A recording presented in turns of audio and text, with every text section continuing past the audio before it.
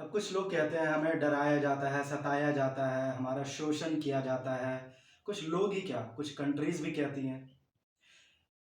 तो उसके लिए सिर्फ़ एक ही लाइन है, अगर आप कमज़ोर हैं, तो आपका शोषण होगा, आपको सताया जाएगा। और ये मैं डंके की चोट में कह रहा हूँ कि ये आपके साथ 100% होगा। ये नियम है। अमीर है तो गरीब है तो अमीर है, कमज़ोर है तो ताकतवर भी होगा। और जो ताकतवर होगा, वो हमेशा अपनी ताकत दिखाने के लिए कमज़ोरों पर ही अपना ताकत आज़माएगा ना। अब देखो चाइना, चाइना ने तिब्बत में अटैक कर लिया, कैप्चर कर लिया। वहाँ के लोगों को कूटा सो अलग, बहुत कूटा। और वहाँ के लोग ऐसे बिखर गए हर तरफ कि आज के तारीख में तिब्बत में कोई आंदोलन भी नहीं छेड़ सकता, कोई दंगा फसाद नहीं कर सकता, कोई अपनी आज़ादी के लिए नहीं बोल सकता। वहाँ के लोग बिखर गए, अब वो अपने अपनी माँ बहन बेटियों को ढूंढने में लगे कि कौन कौन किधर चला गया। इतना मार मारा चाइना ने। अब चाइना ने वही काम करने की कोशिश की भूटान में, डोकलाम में एंट्री करने के लिए। भूटान भी कमज़ोर देश है अगर अकेले है तो, लेकिन चाइना शायद से ये भूल गया था कि भूटान के प्रोटेक्शन के लिए इंडिया है। इंडिया ने भूटान के सिक्योरिटी, आर्म्स अम्यूनिशंस की सप्लाई, वहाँ की ट्रेनिंग और पूरे भूटान की रक्षा करने की जिम्मेदारी ली है इंडिया ने। अब इंडिया कमज़ोर देश तो है नहीं, ऊपर से नरेंद्र मोदी बैठा है, तो भाई झुकेगा तो नहीं। और चाइना ये भूल गया था शायद से, और यही सोचकर वो भूटान में एंट्री करने की कोशिश की, भूटान को कैप्चर करने की कोशिश की। इंडिया ने क्या किया, एक तो थूर के भगाया अलग, और बेइज्जती किया पूरे दुनिया में वो अलग। शक्ति ही शक्ति का मुकाबला कर सकती है, कमज़ोर कभी शक्ति का मुकाबला नहीं कर सकती। अब यहाँ देखिए, अफगानिस्तान, इसको जो मन किया सबने इसका शोषण किया। पहले तो 1979 में रशिया एंट्री किया यहाँ पर, 10 साल तक, 89 तक, 1989 तक पूरा शोषण किया, पूरा बर्बाद किया। रशिया ने उतना बर्बाद नहीं किया। उसके बाद क्या आ गया, तालिबान। तालिबानियों ने 1996 में जो बर्बाद किया सो अलग। उसके बाद आ गया फिर अमेरिका, 2001 में अमेरिका आया, और 20 साल तक, 2021 तक क्या किया, सिर्फ बमबारी की, वहां के लोगों को मारा। टेररिस्ट को मारा वो अलग है, वहां के सिविलियंस को भी मारा। कितना शोषण किया, अमेरिका ने किसी को नहीं छोड़ा। इराक, तेल के लिए वहां पर सद्दाम हुसैन को फांसी पर लटका दिया, और उसको एक तरह से टेररिस्ट घोषित कर दिया, इराक के प्रेसिडेंट को। इतना गंदा राजनीति क्यों, ताकत का खेल। और ये इराक क्या, कमजोर देश। ईरान, ईरान बेचारा, ये बहुत ताकतवर तो नहीं है बट ताकतवर है, और इसे आज के तारीख में एटम बम बनाने नहीं दिया जा रहा है। अमेरिका इसे बनाने ही नहीं दे रहा है। जब भी ये बनाने की कोशिश करता है, या तो इजराइल हमला कर देता है, या तो अमेरिका का जासूस घुस करके किसी न किसी तरह से क्षति पहुंचा देता है। ईरान एटम बम नहीं बना पा रहा है। सीरिया को सबने मिलकर मारा, रशिया ने मारा, अमेरिका ने मारा, टर्की ने मारा, सबने मारा, सबने। एक इंडिया और चाइना को छोड़कर, मतलब ये जो दो शक्तिशाली देश है, इनको छोड़कर लगभग सबने मारा सीरिया को, इतना बर्बाद किया सीरिया को। यहाँ का फोटो अगर आप देखेंगे तो आप कहेंगे दुनिया में इंसानियत तो है ही नहीं, हमारे जान की कीमत क्या है, आज है कल मर गए, बात खत्म, कोई वैल्यू ही नहीं रहेगी। 15 दिन बाद आपके रिश्तेदार भी भूल जाएंगे कि ये नाम का कोई लड़का था। ये कैसे है, कमजोर। तो होता क्या है, अगर आप कमजोर है भूटान की तरह, तो किसी शक्तिशाली देश के छत्र छाया में बन जाओ। इंडिया के छत्र छाया में बन गया ये।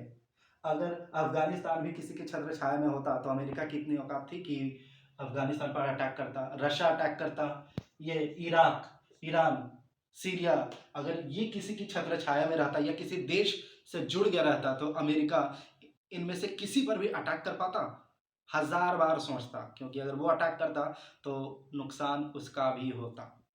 आज की तारीख में पाकिस्तान की ऐसी हालत हो गई है कि कोई भी छोटा देश उस पर अटैक कर देगा, पाकिस्तान कुछ नहीं कर पाएगा। एटम बम है ना, उससे उतना ज़्यादा कुछ नहीं कर पाएगा वो। अरे वो एटम बम मारेगा तो सामने वाला भी तो बम मारेगा। और एटम बम तुम चलाने जाओगे, अमेरिका तुमको थोड़ी ना चलाने देगा, खास करके पाकिस्तान को।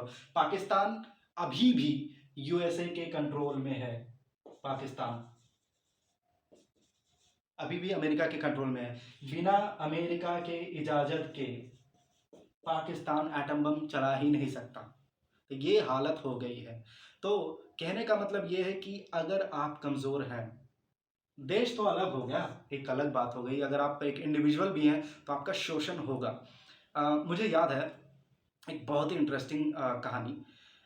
मैं ये 2012-13 की बात है। मैं एक कंपनी में जॉब कर रहा था। तो मेरा काम था, मैं एक क्लर्क के तौर पे काम कर रहा था। मेरा काम था लोगों को छुट्टियां देना, तो उनकी सैलरी कैलकुलेट करना, उनका अरियर्स वगैरह, क्लर्क और अकाउंटेंट का काम कर रहा था। तो मेरा जो कॉलीग था, साथी था, वो भी वही काम करता था। उसके पास एक लड़का आया, बोला सर मुझे 5 दिन की छुट्टी चाहिए। 4 या 5 दिन की छुट्टी मांगा। तो बोला ठीक है दे रहे हैं। करेगा क्या तुम 4 से 5 दिन की छुट्टी का?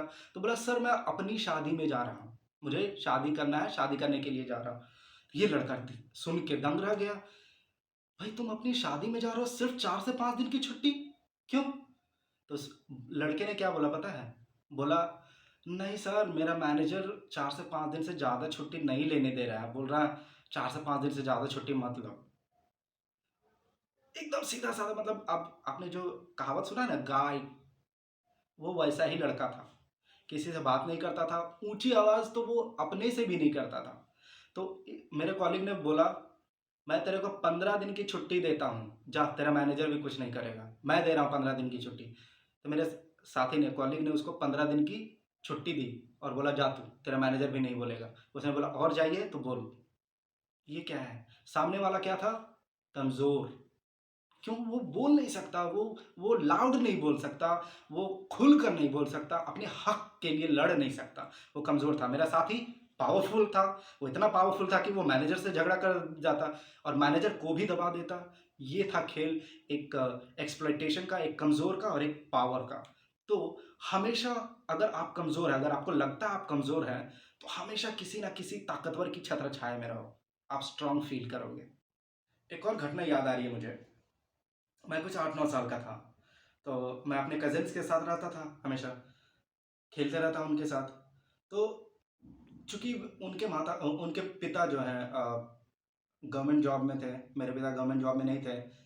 बहुत ही मीगर सैलरी नहीं थी, मीगर इनकम थी, छोटा-मोटा व्यापार था।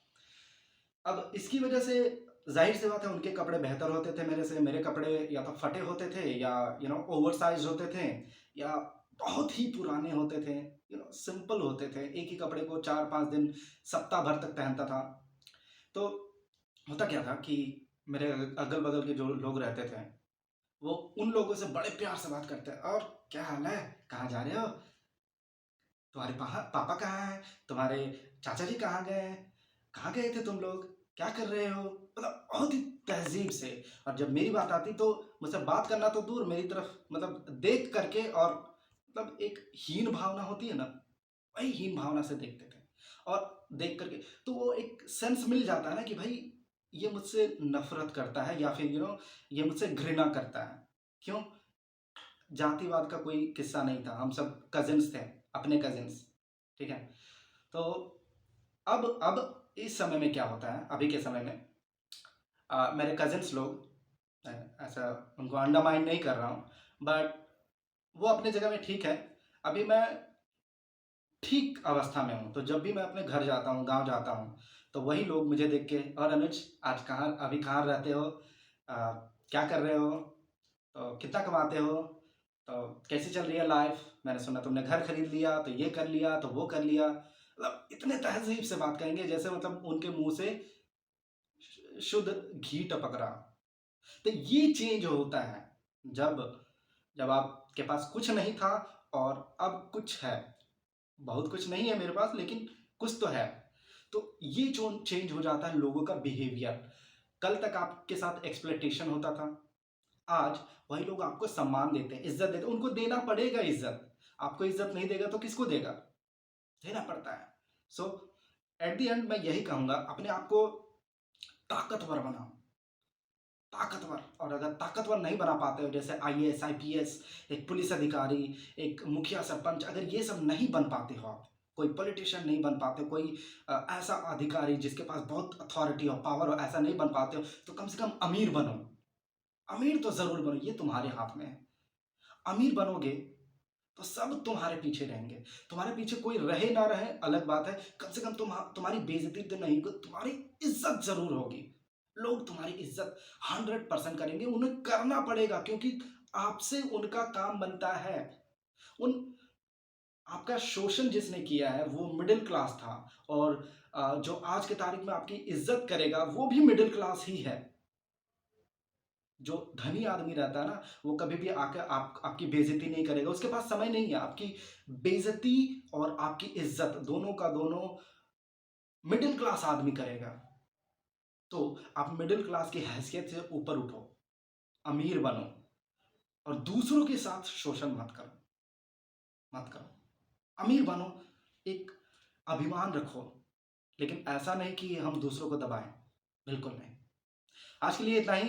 अ, अगर आपको ये पसंद आया हो तो please do like, comment, share और सब्सक्राइब तो ज़रूर करें। आज के लिए इतना ही। Thank you.